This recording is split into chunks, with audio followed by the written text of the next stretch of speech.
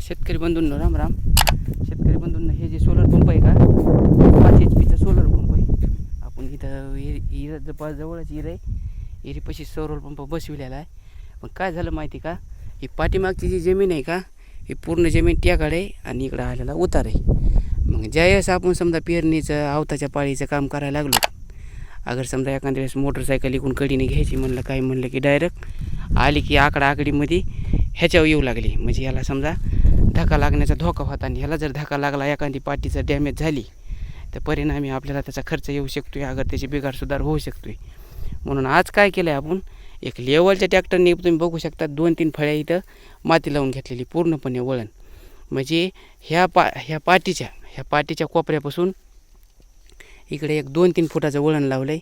मग जेणेकरून बैल जरी आले, अगर उद्या ट्रॅक्टर जरी आलं, तर ह्या इथं जे वळण पडलेलं आहे का, इथून इकडंच काय होतं आहे, इकडं वळविल्या जाणार. म्हणजे जेणेकरून इकडं त्याला धोका बी लागत नाही आणि डॅमेज होण्याचा बी काहीच समजा धोका उद्भवणार नाही. आणि हे वळण आहे का, म्हणावं असं अजून लावता आलं नाही. ह्याला काय करायचं, एक पावसाळा खाल्ला आणि पूर्णपणे आरून खाली बसलं की डबल ह्याच्या एक ब्लेड ठेवायची. मग ह्याची पूर्णपणे गवत उगून मजबूत येणार. हे पाठीमागचे वळण आहेत का तसे, आणि ह्याला कोणताच धोका होणार नाही आणि सुरक्षित राहण्यास आपली मदत होणार आहे. तर शेतकरी बंधूंनो, धन्यवाद. राम राम.